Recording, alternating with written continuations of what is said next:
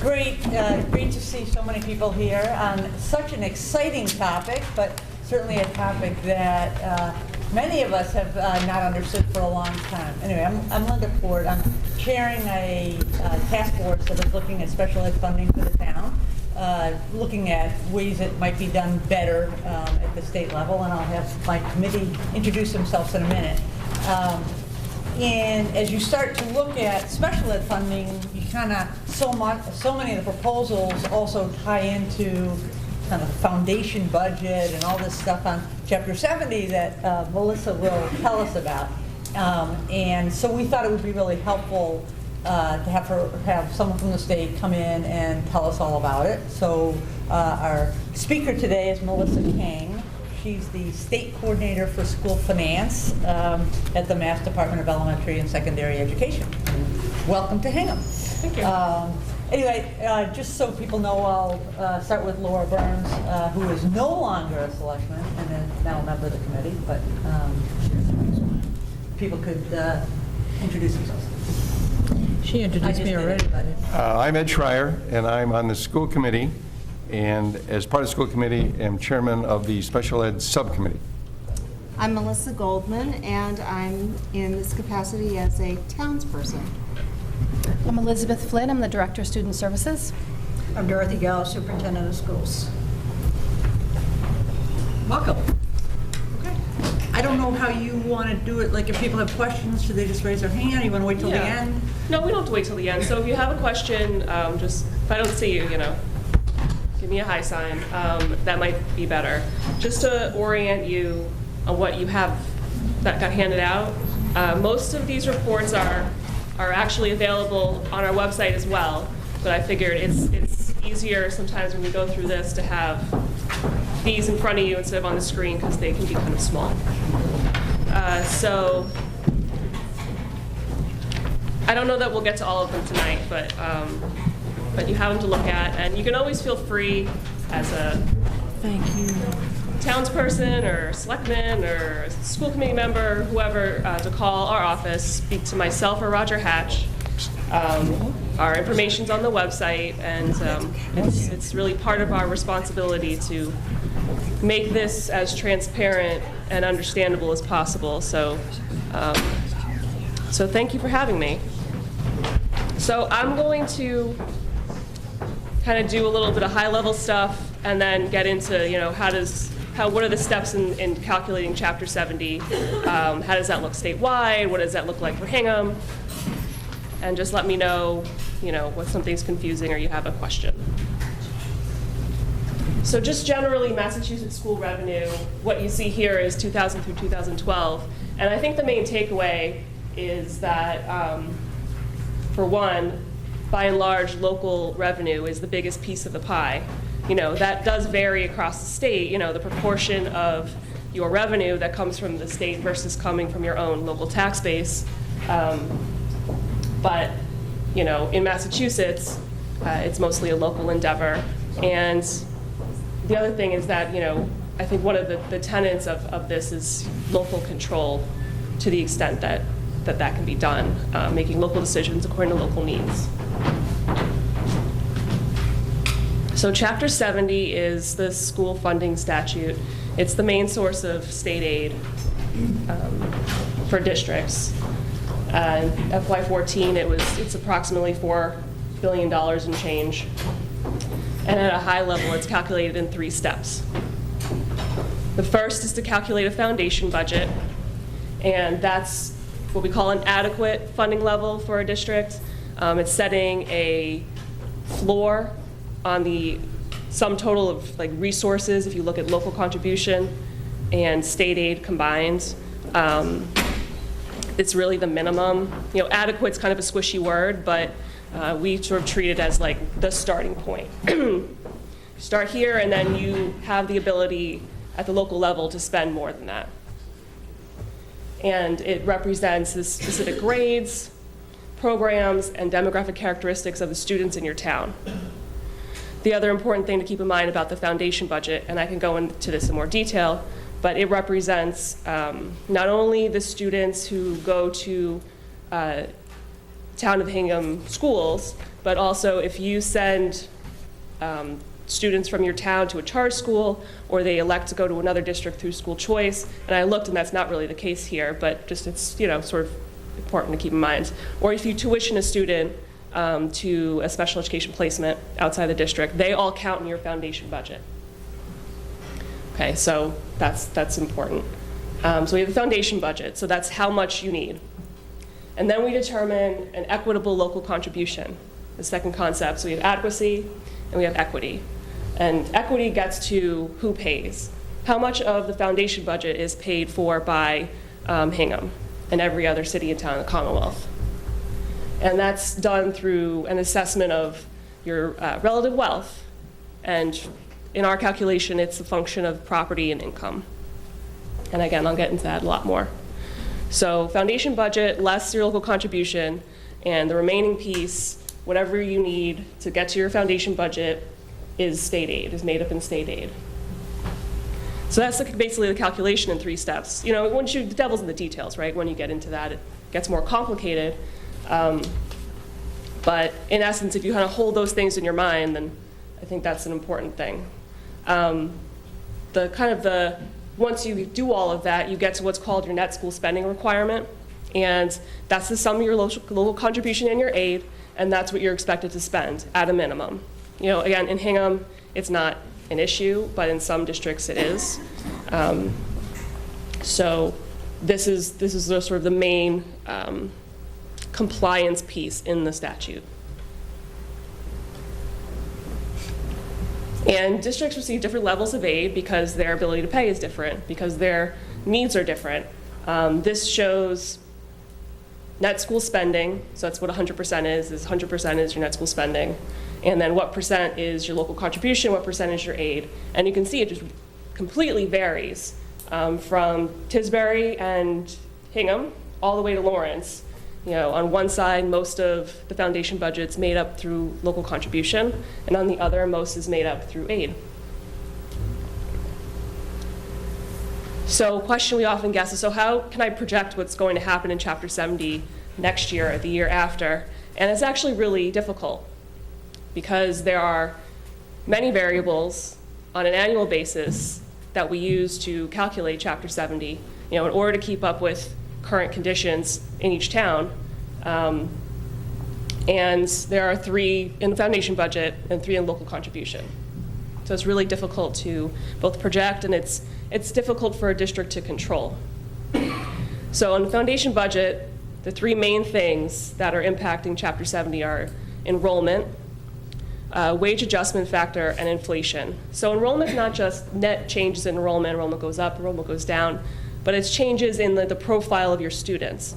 Are there changes in low-income student population, you know, more or less? Is there a change in distribution across the grades?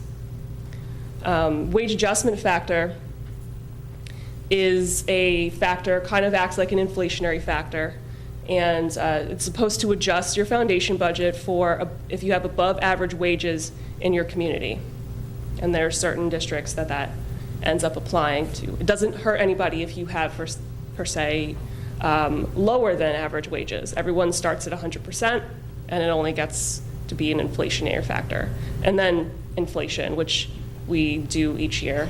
And in FY14, it was 1.55%. So actually, I'll flip back to that slide, but you can look at Hingham's foundation budget, and it's the 3rd report. It says FY14 Chapter 70 foundation budget. So I think it's helpful when looking at the rates to also be looking at where your students are. So one piece of this are the base components. And that's on the report, it's 1 through 10. On the screen, it's the orange bars. And all of your students, regular ed, special ed, they all count in one of those 10 buckets, for lack of a better word, one of those 10 buckets. You know, we say what category do they fall into, and they each incur a different rate based on assumptions that were developed in 1993 when ed reform was passed at the state level. At that point, Sorry, what is LEP? English language is limited English proficient, and now the right term should, I guess, be ELL. So we categorize where do your students go in those 10 categories, and we start there. And then we do 2 additional costs that we add on to that. One is special education, and one is low income. So remember that all those special education students in your district have already counted in one of the grade level categories. So we then look at your total foundation enrollment so far and say, okay, we're going to take a fixed percentage in each district and say that's what we're going to count for special education to add in additional costs. That's to get at preventing over-identification for the purposes of aid. It's something that's done in several other states called a census-based funding model. And we feel like it does a pretty good job, for the most part, of adding in those additional special education costs, because we know there's also circuit breaker, right, for extraordinary costs. And it's 3.75% and for in-district and 1% in out-of-district. And the in-district, for both these purposes, it's supposed to represent full-time equivalency. You know, we know that when we see 3.75%, that's usually the responses, but our incidence rate is much higher than that. Well, we look at it as, and I think I have the note here, it's 15% of students receiving services 25% of the time, right? Because we know that each student may only be getting a certain portion of the day at service. So that's the assumption behind that. And then out of district, you'll notice that the 2 rates are pretty close together. They're only about $1,000 apart. And in 1993, that seemed right. But one thing we've analyzed and noticed is that the out-of-district rate has sort of grown faster than the in-district. And I think we understand and recognize that that's something that has to be dealt with at some point. The just question is what's the best way? And then the last piece being low income. And we basically take a free and reduced lunch count of your students, and that's how we add in additional costs to provide additional services for low-income students. And so that's all in this report. So you can see where they all fall, what the assumed numbers of special education are, what your low-income counts are, and how that all plays out in terms of your final foundation budget number.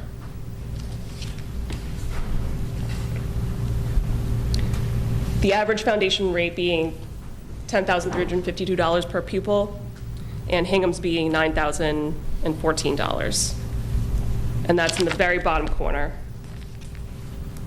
So you can see like sort of the relative differences between, so what ends up being average, that's factoring in vocational districts where the rate's higher, districts with a high percentage of low income, high percentage of ELL.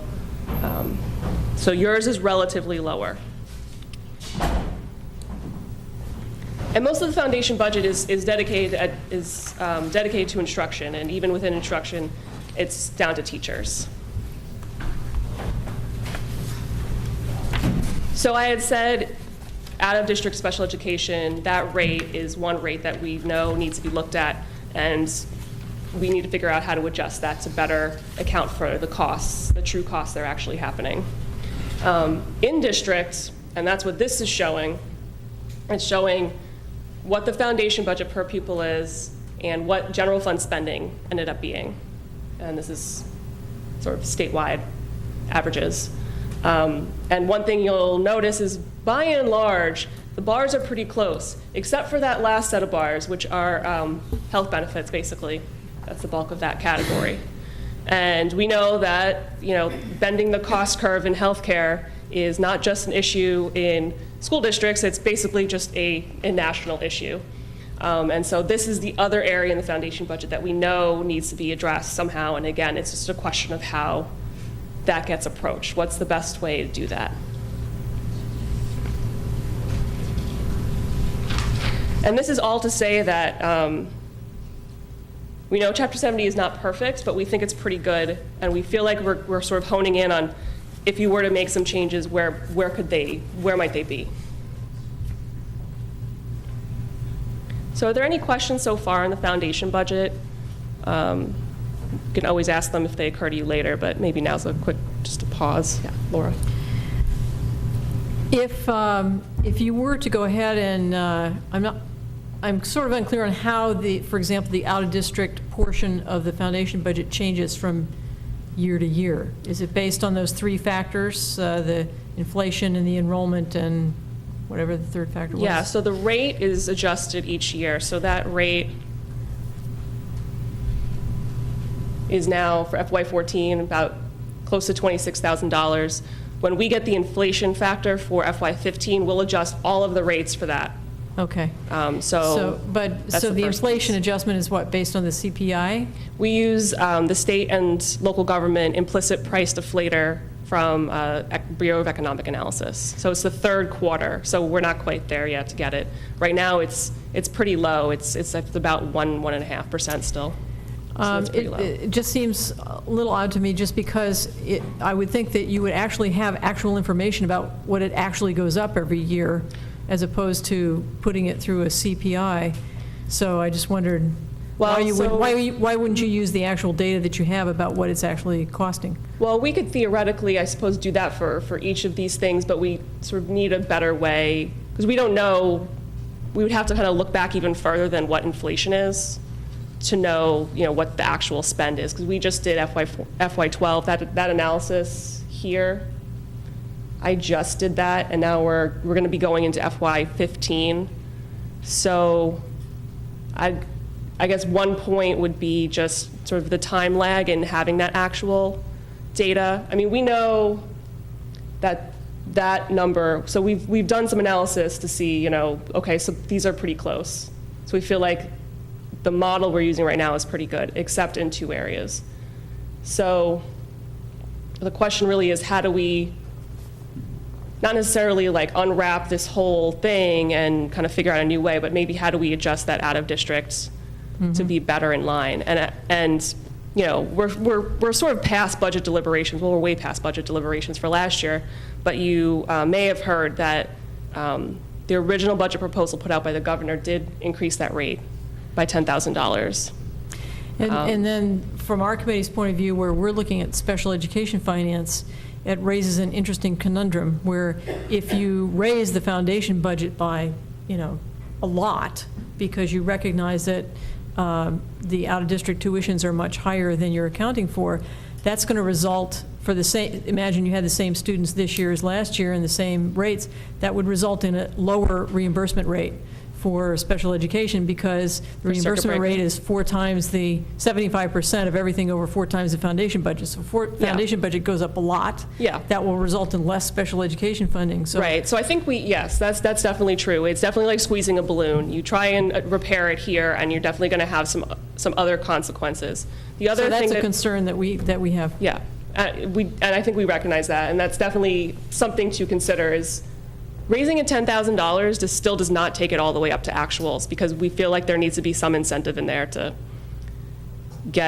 have districts, kind of, if you give everybody 100% of their costs, then, what's the incentive to spend less than that? I just lost my train of thought, but essentially the other point is for Hingham, because its aid share is relatively low. It's actually at the minimum, so of 17.5% of foundation budget would typically be the target for aid. So another way to think of it is, we could raise the foundation budget. We feel like that needs to be done in this area, but for every $1 increase to Hingham's foundation budget, it's only targeted to get 17.5 cents in aid. The rest is going to come from the town. So I think that's something that sometimes people forget, is that there are two pieces to this. So we still think it needs to happen, but it's just there's not only going to be a state cost, there's going to be a local cost as well. That's a good question. Can you go back over, just because I didn't get it? Sure. So I get the first categories here, In coming up with the special ed in-school, the special ed tuition down, how do those, in terms of the number of students, it's not actual? It's not actual. It's an assumed rate it's the same assumed rate for each district. So, and that's the 15% of the students? 15% of the students receiving services 25% of the time, which gets you to 3.75%, I believe. So we take 3.75% of total foundation enrollment for the district and say that's the number we're going to use to calculate the additional special education cost to add to the foundation budget. Right. And I assume that number, since special ed enrollment has gone up significantly since 2003, that assumption is way off. Well, we can actually look. I don't know that I would agree that it's gone up significantly. If you look at the last report, I guess it depends what you define as significant, which is to some degree all in the eye of the beholder. Right. So if you look at the last report, and it's called Direct Special Education Expenditures as a Percentage of School Budget. The state average percentage of spend, not the number of students, has only gone up 2 to 3 percentage points since 2003. So, I mean, I don't know. I guess you have to kind of judge whether you feel like that's a lot or not. I mean, we can see Hingham's spend is higher as a percent of its school budget. It's gone up 8? Yeah, it's gone up more. Like I mean, it started 26%. lower, right? But now it's higher. So it's gone up faster. So do we think that number is out of whack? I don't know that we've kind of weighed in on that yet. I think we're trying to deal with it on the rate side to the extent we can. It's certainly something that could be adjusted. And, if you wanted to discuss it with your state legislators and kind of, that's always something, all of these pieces are up for discussion, Are there other questions? Yeah. So you're basically saying that the more state aid you give to the town, the less the town ends up getting? No, so this is only telling us the total level of spending, or like minimum spending. So this is telling you in total how much is adequate for this town. That's inclusive of the local contribution and the aid. So what I'm saying is, if you increase, foundation budget by $1, in some districts that means a lot of aid, in some districts that means a little bit of aid. And in Hingham, because its relative ability to pay is high locally, for every $1 you increase the foundation budget, you're only going to get a fraction of that in state aid. And a lot of it's going to come from the town. And that might make more sense as we kind of get further into looking at the local contribution. But foundation budget is telling you sum total how much, and then you get into who pays for it. Yep. How many towns pay significantly more total budget than the foundation budget? The foundation is your bare minimum, right? Yeah, right. And so the towns obviously are automatically more than that. Yeah, so we'll get to that at the end, but I can flip forward just a spoiler here. That's okay. You read the last chapter of the books, too.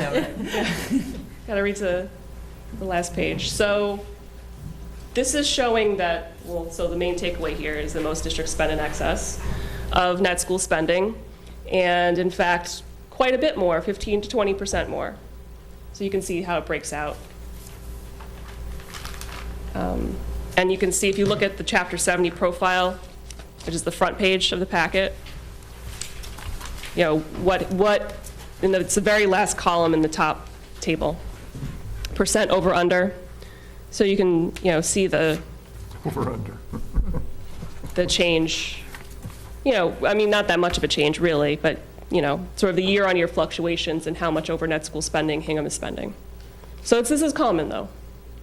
And it's a local choice depending on, what your priorities are. There are some districts who have a different set of priorities, but one of the things that sometimes they feel strongly about is spending right at net school spending. That's their choice too. Yeah. As I look at the chart and the categories A, B, C, and D, and then the total, I was struck, first of all, in looking at the special ed percentage as percent of the overall budget. And we calculate that, of course, every year, and it's bigger than these numbers are. So in looking back to see why, transportation isn't included in that calculation, A plus B plus C plus D. So it's tuitions, teaching, instruction, but a function like transportation, which is a pretty big number for us, is not included there. Because, and my boss Roger does this report, so he is more intimately familiar with the details, but sort of similar to the way we do other measures like per pupil expenditures, to kind of make these things a little more parallel. When we look at operating budget, we exclude capital and transportation. And it's just a choice when doing this. Okay. I think that's just the But rationale. that would account for a difference between what Yeah. I think the Right. percentages have been and Yep. that we have calculated, but we've used all of the categories in the budgeting process that are Right. in the B section. Yep. Yeah, this is Instead just of one not way to use slice all of it. them. Yep, definitely. Thank you. But it's another pressure point where if you underestimated, if that 15% is off in our number, I don't know, do you know what percentage of, if you based on just numbers of kids or special ed? Our kids? Yeah. About 13.4%, and Yeah, kind so of that's about- 11% for a long time. So 15%'s better, right? So Their it's the assumption of cost. 15%, you mean? Yeah, so I would the, say that would help us, yeah. yeah, all right. All right, so why don't I, if you have more questions, foundation budget, we can hit them at the end. So let me dive into the local contribution. I think this is maybe the sort of the trickier part. The reason why is sort of historically, in 2007, we established, the legislature and the governor established what's called the aggregate wealth model, and it was a new way of capturing ability to pay. Sort of before that, it was your local required contribution was sort of more tenuously tied to that, and that was something that people felt like really had to change. We had to have better equity in the formula, so they came up with this new model. It establishes what we call a target local share. That's something you'll probably hear a lot. And that's your measure of ability to pay. It's a percent of your foundation budget. And it's based on property value and residence income, what we call stock and flow. So as I said, prior to this aggregate wealth model, it was just, ability to pay was just not as strongly linked to the formula. And since then, we've been steadily trying to get each district to their target. But because of a variety of reasons, both those 6 factors you saw that change every year and kind of move the end zone back and forth. There's also sort of state budget issues, how much state revenue is there to fully implement the formula. Because for some districts, fully implementing the formula means they would need more aid. So with that means you have to make some tough choices. I'll go over some of this. This is sort of less important to understanding your own target local share, so I'm not going to spend as much time on this slide. But basically, in order to get to your target local share in each town, which is how we calculate it, we calculate the target local share for the town itself. It starts with statewide foundation. So we put everyone's foundation budget together, $9.7 billion. And our target local share for the whole Commonwealth is 59% of statewide foundation budget. So more than half. From that, so we take that orange bar and say, okay, we want to get half of their target local contribution statewide from property and half from income. What are the percentages we need to apply in each town to get to that number? And so we get those 2 factors, the 0.3557% and the 1.5441%. We apply those same percentages in each city and town, and we end up getting your sort of you end up getting, in the end, your target local share based on that, because if you apply the same percentage to 5 different numbers, you get 5 different amounts at the end. So it's considered sort of a progressive approach. Okay.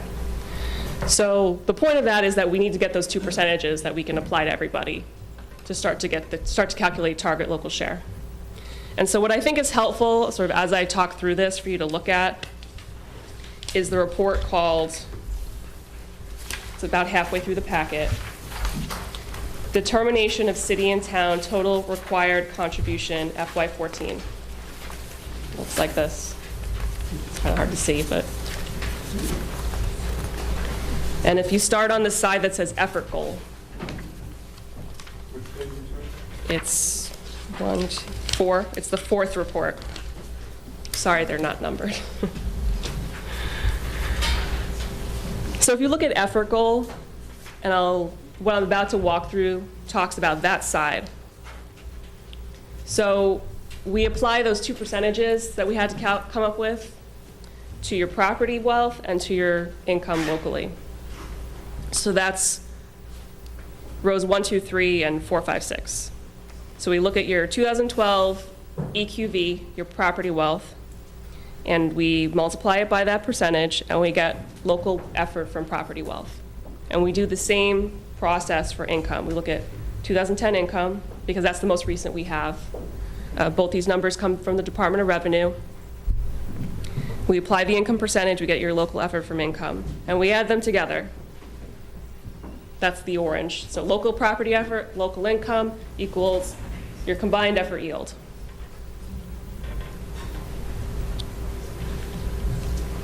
And then we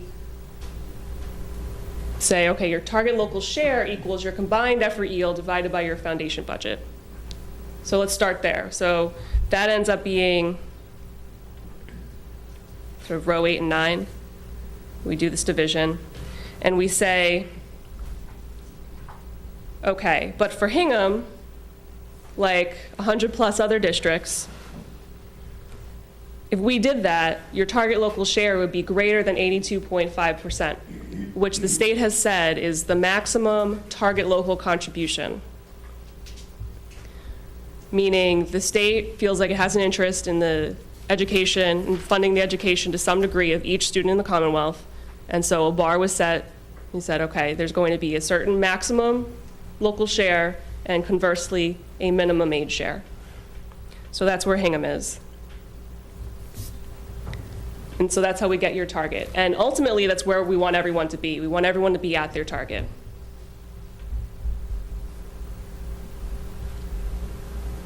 But as I said, we've only been doing this for a handful of years, 7 or 8 years. And so not everyone's there yet. So how do we transition you? So that's the second half of the piece of paper, FY14 increments towards goal. So we look at where you were last year and multiply it by something called the municipal revenue growth factor, something calculated by DOR. It's defined on the slide. Its purpose is to look at your local revenue change year over year and come up with a number that represents sort of your ability to increase revenue locally. The actual calculation is available on the DOR website for every city and town, and I know that they also, if you need assistance kind of walking through what that looks like, they're able to do that.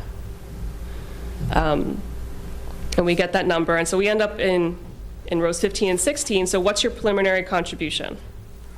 And what's your preliminary contribution as a percent of foundation, right? Because we want to know how that relates to your target. So actually for Hingham, it's pretty close. So you're at 82.86% to start with, but you need to be at 82.5%. So we need to get you a little bit closer. So in FY14, all districts in this, or all towns in this situation, get a certain percentage of the gap between your preliminary and your target removed. So we get you a little bit closer. And this year is 15%. So that's where you see your excess local effort. So that's the difference between your preliminary and your target. And then what's 15% of that? It's about 20 grand. Okay. take that out of their local contribution, and we come up with a new local contribution.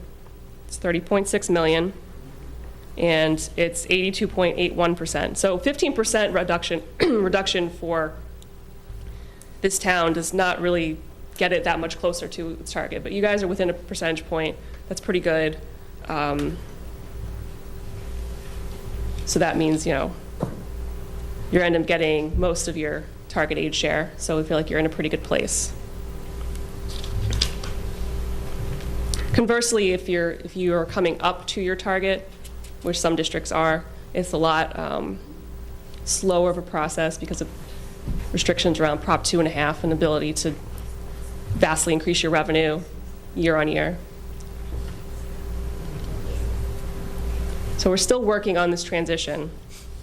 And in fact, if you just flip the page, you can see target-wise where you've been historically. The target local share are the taller bars, and target aid is the other graph. And so you can see that you've never been that far from either of your targets, but you have steadily gotten closer and are, for all intents and purposes, basically there. You're within grabbing distance of it. And so most communities are in your situation where you're contributing more than your target local share, and we want to bring that down. And a smaller group are below. And so this is just a blown up version of the report. And you just can see that you've made some progress and they're in a pretty good place right now, target-wise. And you can see statewide kind of what's happened. The green bars are the group that you're in, so bringing people down to their target share if you've been contributing too much. And sort of how we've made progress, and then progress stalled because the green bars pop back up because of the economy and less ability to require local contributions, and then sort of continuing to make progress through FY14. But now that's still sizable and needs to be dealt with. And this is the same information, but it's just showing it in a scatter plot. Each dot represents one district and its relationship to its target. So when we started this, it was a big cloud around the targets. But 8 years in, it's a lot tighter of a distribution, especially on the top in the group that you're in. And still, quite a few outliers in the below effort group, just because it takes so much longer.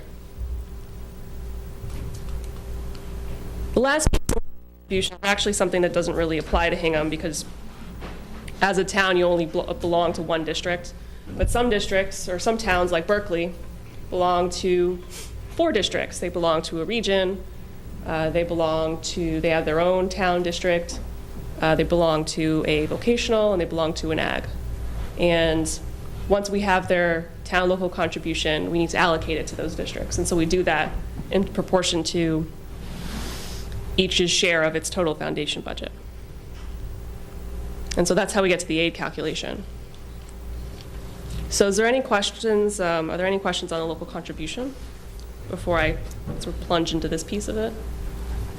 This is actually the quickest one to explain. I have a quick question, and maybe I missed your very early description, but how does, in you're comparing these foundation budgets from the different towns? Sure. How does the significant enrollment changes within a town affect Oh, I'm sorry. the... What slide are you looking at?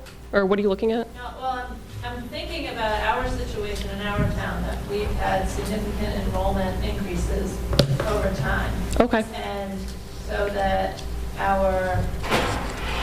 maybe we're on your target for spending, but you're talking about, you're calculating the changes in the spend based on property value and income levels, as opposed to the number of students that we have in our town. So let me clarify that.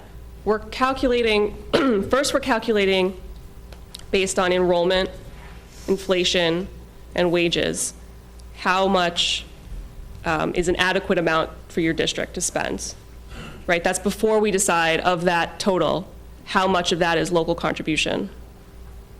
So when we get to the piece with property and income, that's who pays for it. That's not how much in total. So we're including enrollment to figure out what's the total net school spending or foundation, what's total foundation budget, what's the total spending. So it is in there. Other questions? Yeah. Laura. So I may be oversimplifying this, but it seems to me that, tell me if I've got this right. Once you put your 6 factors together, which include enrollment, to come up with the foundation budget that's appropriate for Hingham in a given year, if we were going to assume that Hingham would spend probably more than the foundation budget in any given year based on history, based on the choices we made as a community, based on our ability to pay, it seems to, my guess would be ever since there's been a foundation budget, we've probably been spending more per pupil than the foundation budget. Then once we got to the target point, if we knew what our foundation budget was, we could just multiply that by 0.825, and that's the amount of it that we would contribute, and the rest of it would be our expected state Chapter 78. Is that right? Of your foundation budget, yes. Yes, of the foundation budget. Okay. Yes, and that's basically the situation you're in right now. Yeah. Yeah, exactly.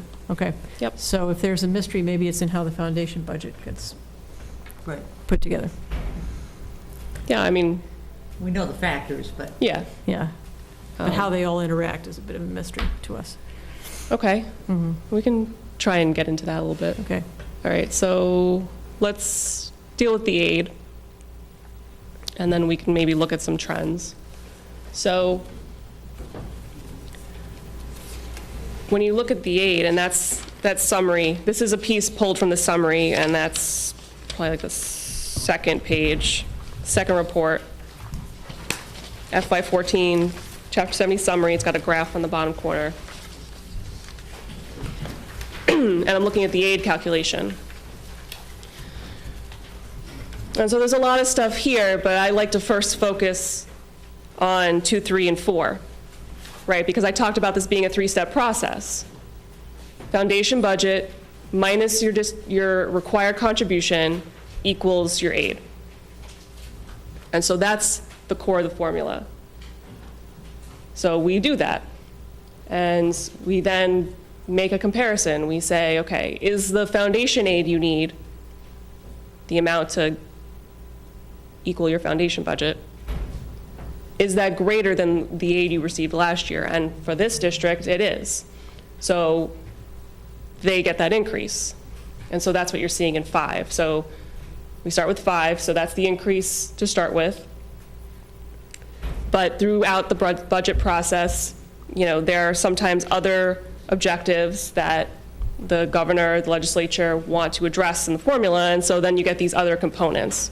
So in FY14, there's something called target aid, and that was to address the issue of some districts not getting their target aid share. So even though they weren't at their target local share yet, and it didn't drive that aid to them naturally, we're going to still give them a little bit of their target aid share until we can address the local contribution piece. And so Hingham also got a small amount of that. And so that's basically what made up the sum of its aid increase this year. It did not get minimum aid because it was already, between the first two, it was already getting $25 per pupil in additional aid over last year. And so that's basically what the text is explaining, and just the group of districts. So you're one of 73 districts that got foundation aid, and one of 104 districts that got target aid.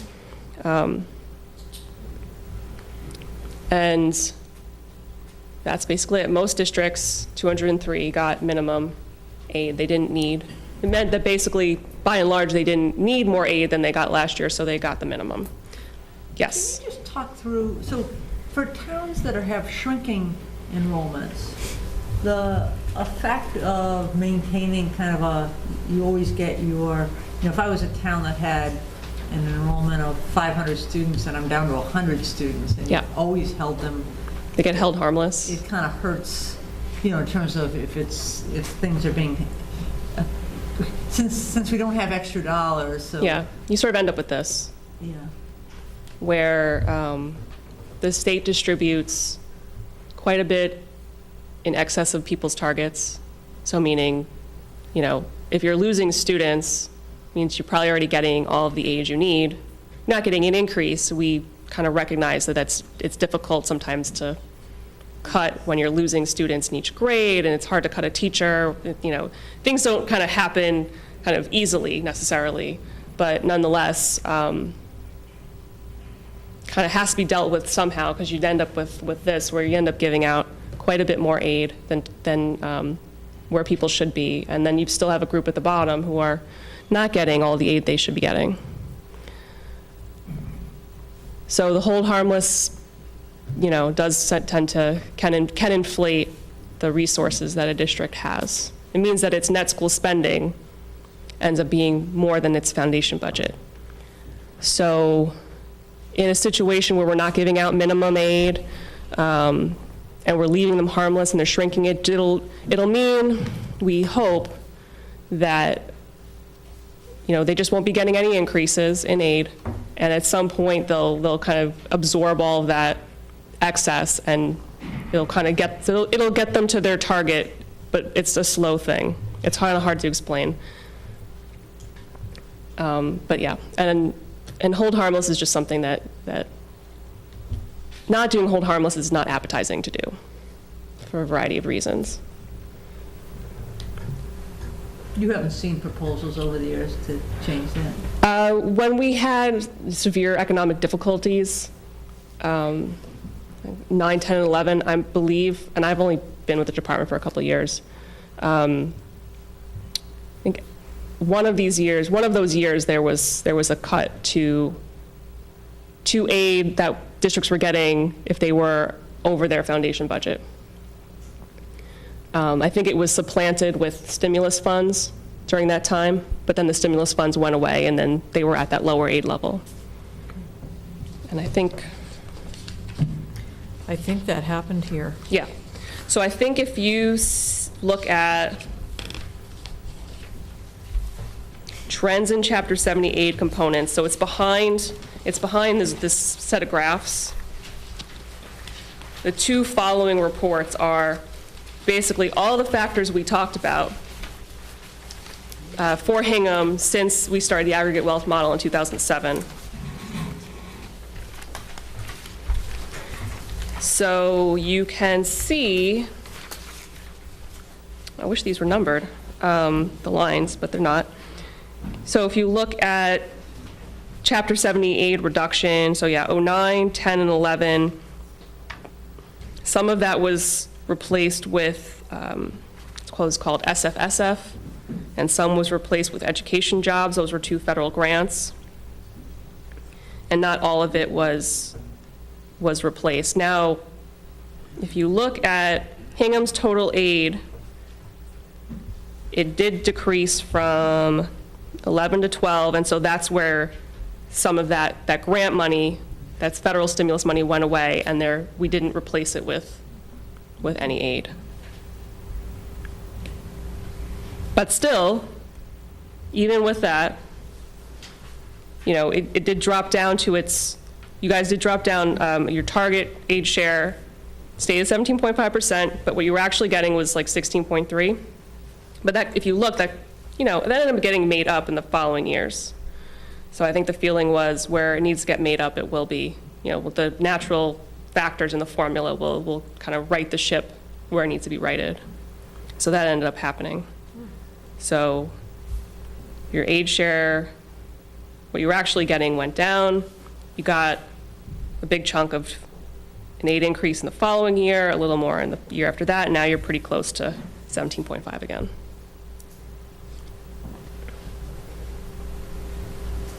And this is, showing where everyone was in 2007, target aid versus where they actually were. And so how that's been dealt with. And as we were just talking about, there are still a group of districts who are receiving more aid than their target, some quite a bit more, if you look at those outliers. But I think our main concern, I think at the state level, the people who should feel aggrieved are those guys below who are not getting their target aid share. And we've already talked a little bit about what net school spending is, but this is sort of the main compliance piece of the, oh my gosh. It's the main compliance piece of the formula. You have to spend at least that level each year. If you don't, by a certain amount, by 5% or less, that ends up getting carried over into the following year and you must spend it. If it's more than 5%, your aid is penalized dollar for dollar. So we assume that the aid is the last dollar you spend, and so if you're not spending it, then we take it away. It does happen. We've penalized a few districts. It's really unfortunate. We hate to do that sort of thing, but most people, I think, follow the rules, especially those people right at the margins, I think partially because there's this penalty in place. But as we know, actual net school spending is sort of a different thing.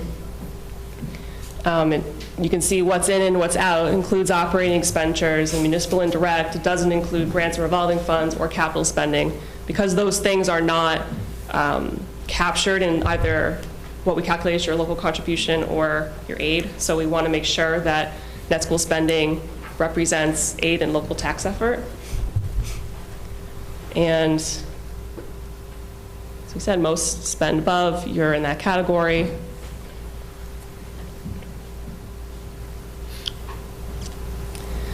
And just a plug for our website.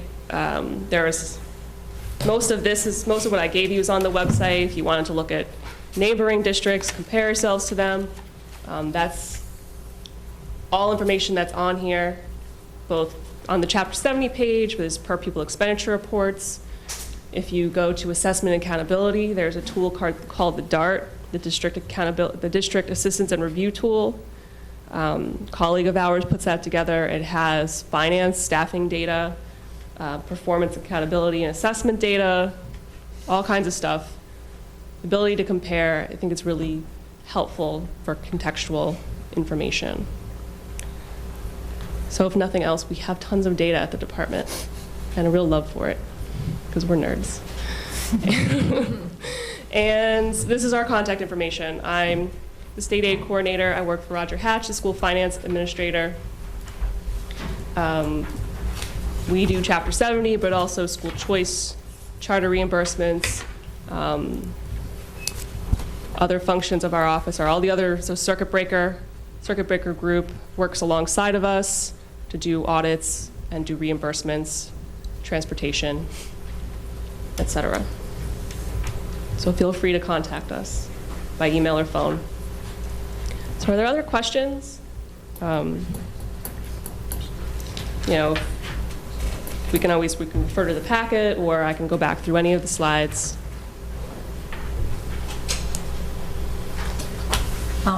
I don't know if there's more you can say in terms of the 6 factors and how that process Sure. really works. So maybe I'll try and pull it up here.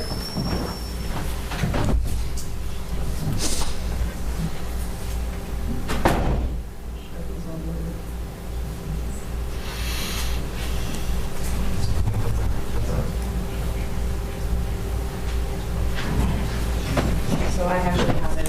Bear with me a moment. Sure.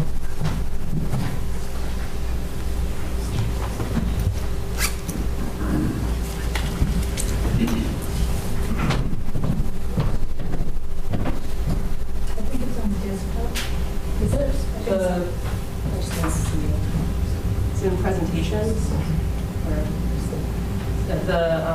There was a PDF file. Is that on there? No, it's not, sorry. Throw that off too.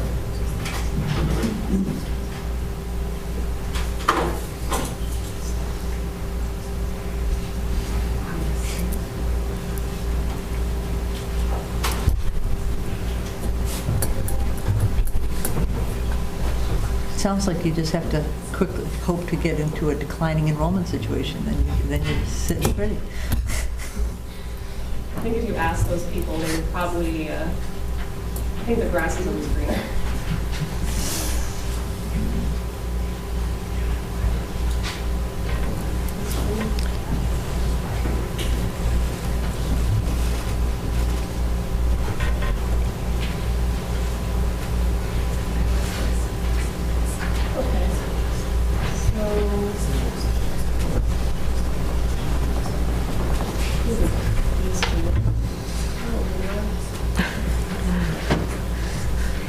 As far as 6 trackers,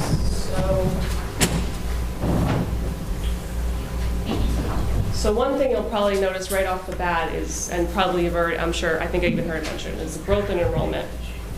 So for you guys, you know, that works in your favor from a Chapter 70 perspective. I mean, it grows your foundation budget. You know, again, we're only talking from the perspective of aid, right? You know, there are other, aid's not the only thing. It grows your foundation budget. You can see over that, from 07 to FY14, so we had a $10 million increase in the foundation budget. And so by and large, you've gotten aid increases, except for the years where we were doing sort of stimulus stuff. So that's one factor. I think I looked at sort of demographically, didn't seem like there were major changes, but maybe you would obviously know better. As far as low income, I think this is mostly being driven by just net enrollment growth. So that's really the aid part of it. And I think, we can go back. So, you know, thinking about, for you guys, you've never really been at a point where you didn't exceed the, where your combined effort yield ended up not exceeding 82.5%.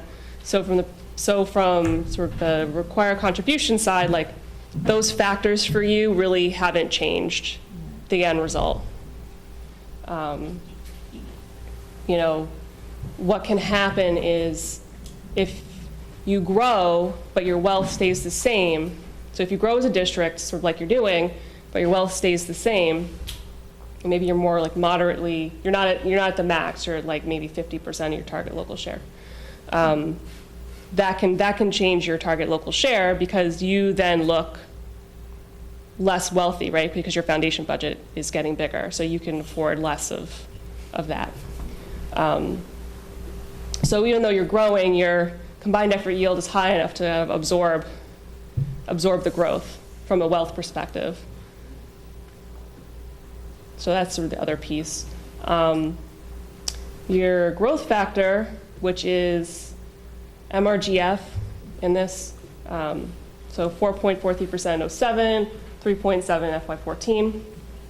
For most of these years, as I recall looking at it, you've been a little bit higher than the state average, so doing a little bit better. I mean, that's probably a good thing from a local revenue perspective. What it means from a local contribution perspective in Chapter 70 is that when we use it to start adjusting your contribution for the year we're planning for, you get this kind of big increase in your preliminary contribution, so then we have to bring it down a little bit. So you can, it just grows your contribution faster. So we can go back. So in this year, you can see that, right? So you have some enrollment growth. It's not huge, but it's, it's there, and it's been continuous historically. It's been steady growth. A pretty big increase in your foundation budget, $1.2 million, but only a $1 million increase in your contribution. I mean, that's a sizable increase in a lot of places, $1 million increase in required contribution, but it's not enough in this case to absorb the whole increase in the foundation budget. In some places, it ends up being that. I mean, that's where you get to the 6 factors. In some places, the contribution goes up quite a bit, absorbs a whole increase in the foundation budget, and the state ends up not having to pay for the difference. But in this case, it does.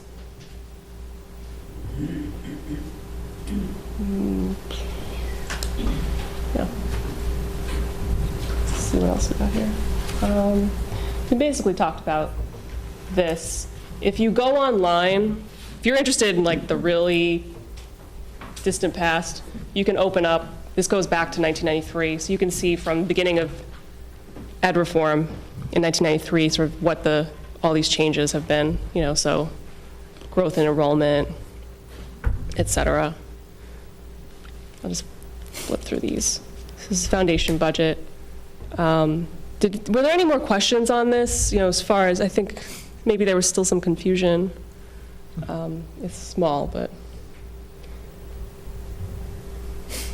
if you go on the website, there's a big thing that explains how the assumptions were created. They're contingent on salary levels at a certain point in time, classroom size, staff levels. Again, all things that theoretically could be revisited if we were to do what's been done in the past, which was, I think, called a Foundation Budget Review Commission. It periodically is proposed in the legislature. It hasn't, in recent time, been passed. But there's always someone who is interested in doing that. Do you have any sense for a town like Hingham, if one were to go back and do the foundation budget based on real costs, forget all the assumptions, and you went to every municipality or every school district and did it based on real costs, would Hingham be better off or worse off? Do you have a sense? I don't really know.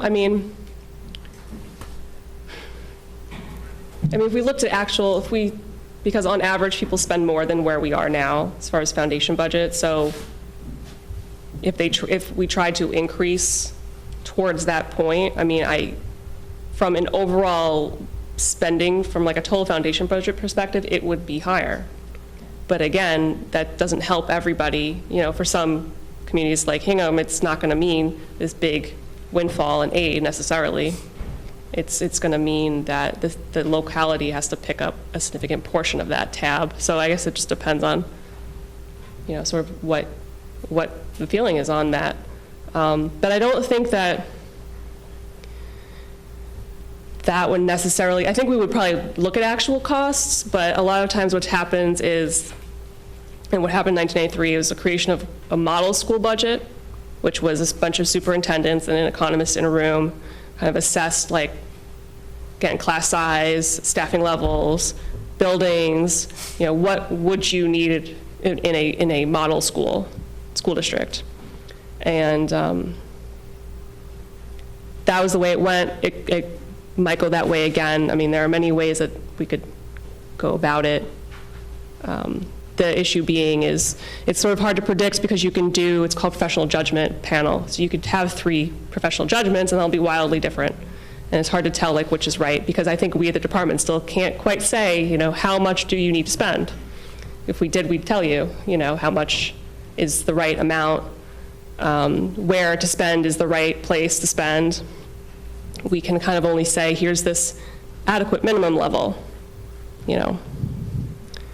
So I don't know. That's a long way of saying I don't know. The reason I ask is there's always proposals, reconsider the foundation budget. And my sense is everyone's afraid for that to happen because no one knows, because all the factors are so confusing and you don't know, this helps you, this hurts you, that helps, that everyone's kind of afraid to go into that process for fear that that process ends up, you get a lot less. Yeah, I don't know that I think perhaps, I think the bigger fear is it's going to be a lot more. And where does that come from? From a state budget perspective, it's a can of worms to open up the discussion on the foundation budget. I don't think our feeling is it's going to come back and be a lot less, because there's so much more that we ask of districts than we used to. There's MCAS and accountability, and there are a lot more things out there that you have to do.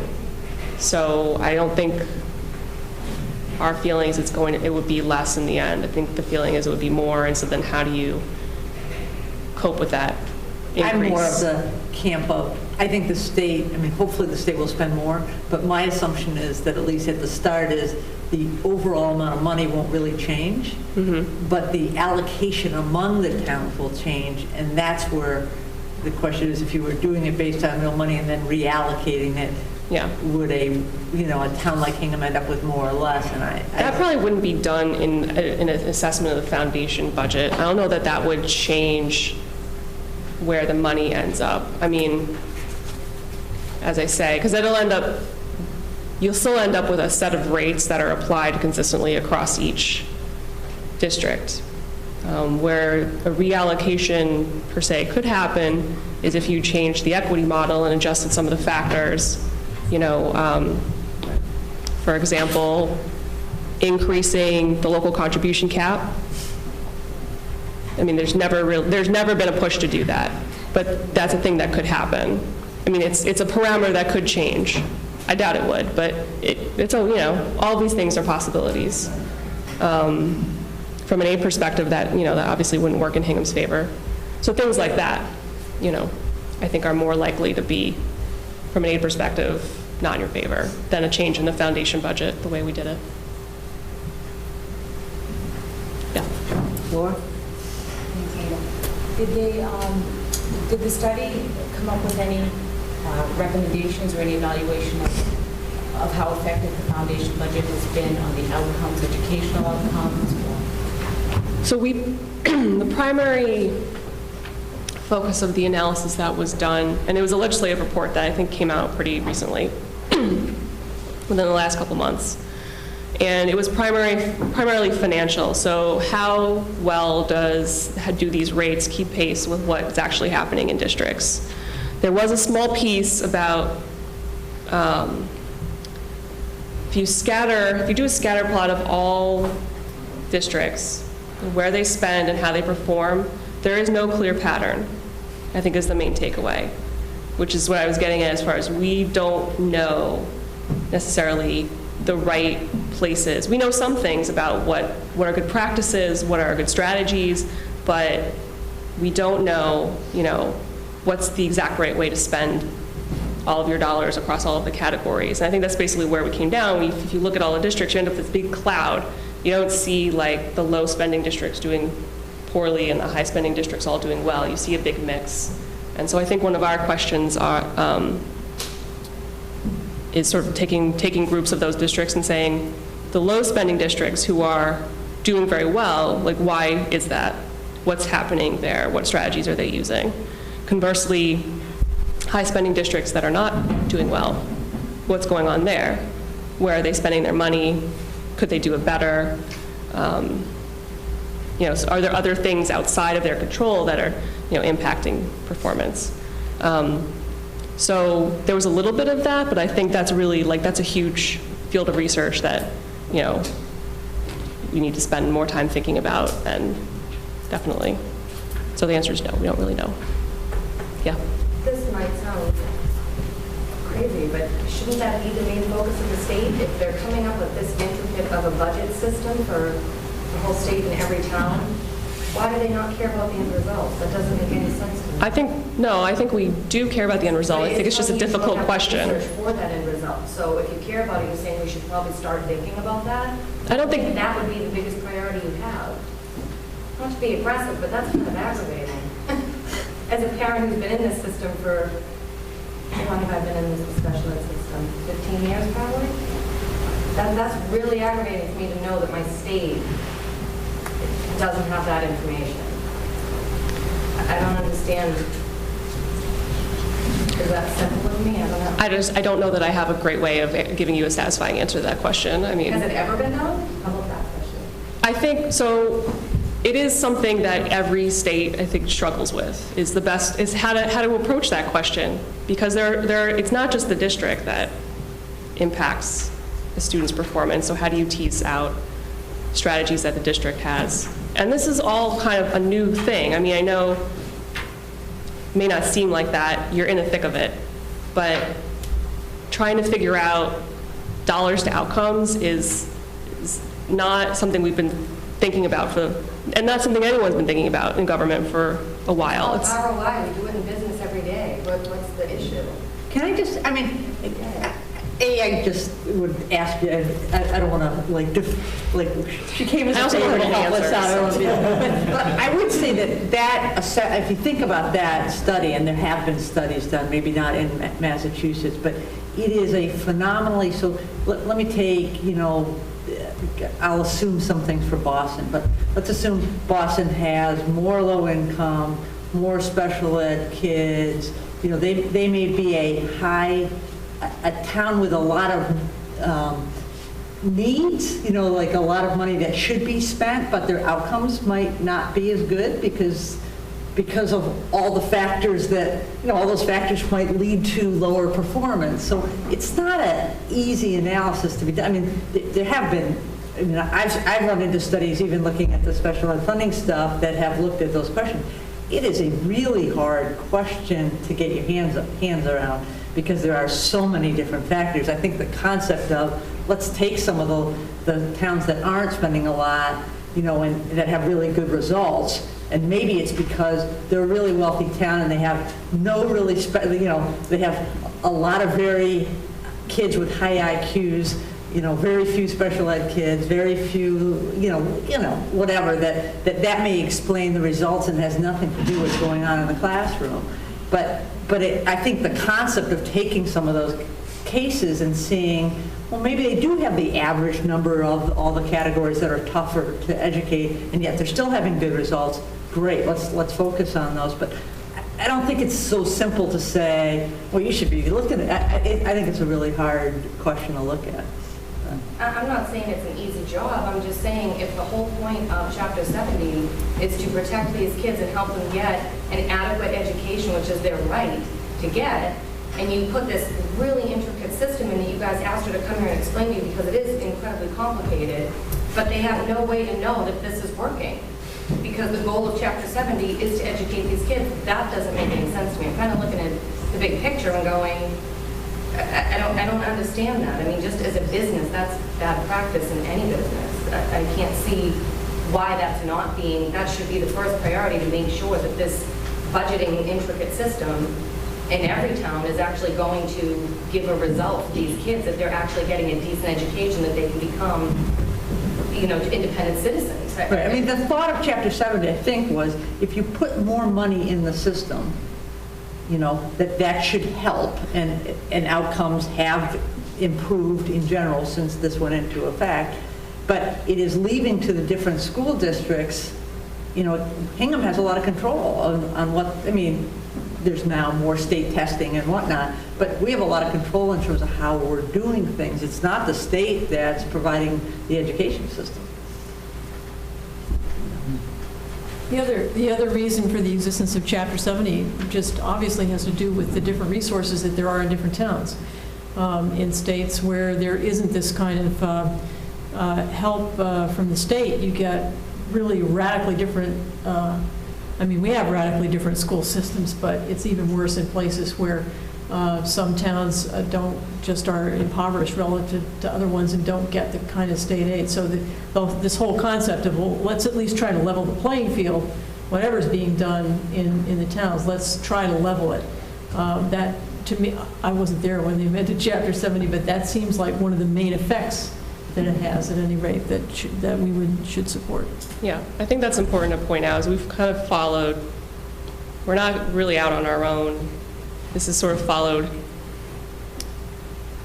education reform, school finance, through the last 30 years. First it was get everyone to a certain level of spending, a minimum level, so that was the foundation budget. And then it was, well, it has to be equitably, aid has to be equitably distributed, and so that's what we then did.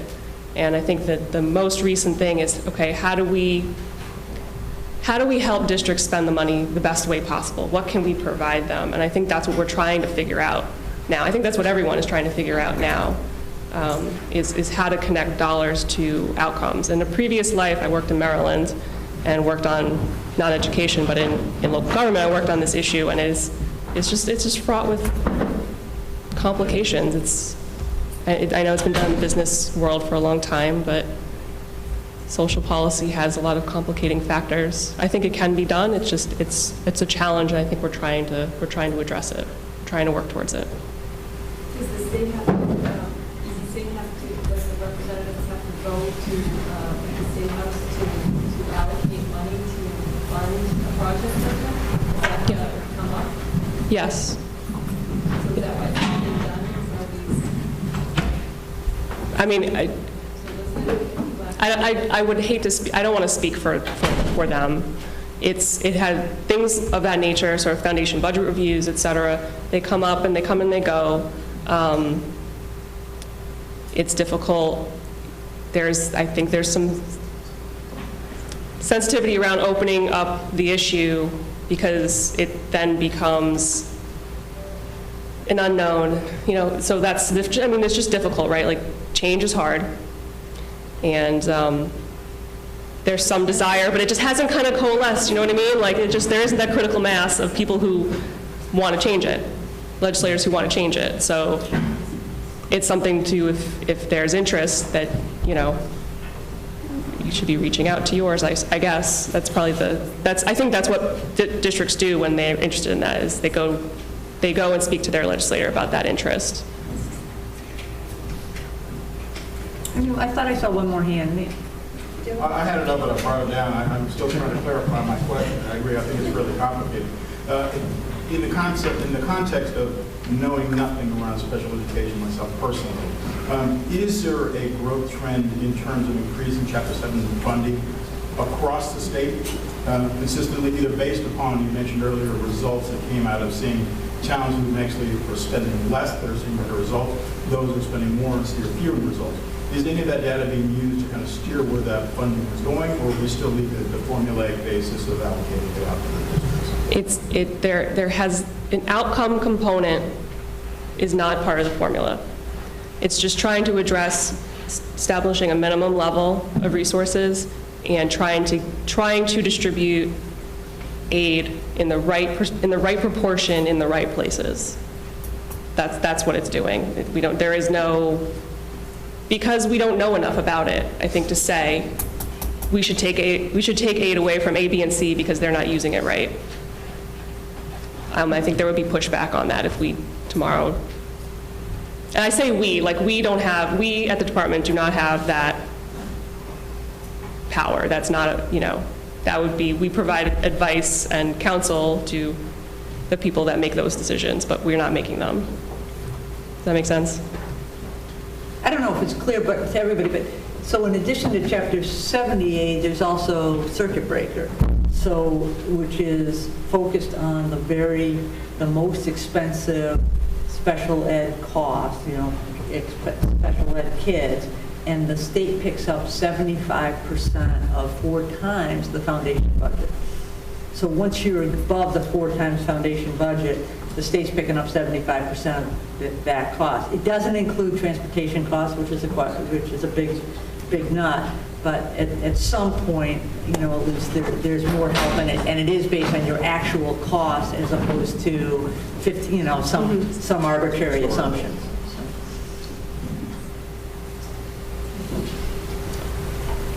Any other questions? Is that Garrett that just walked in the room? Yep. The conclusion was that we wanted more money.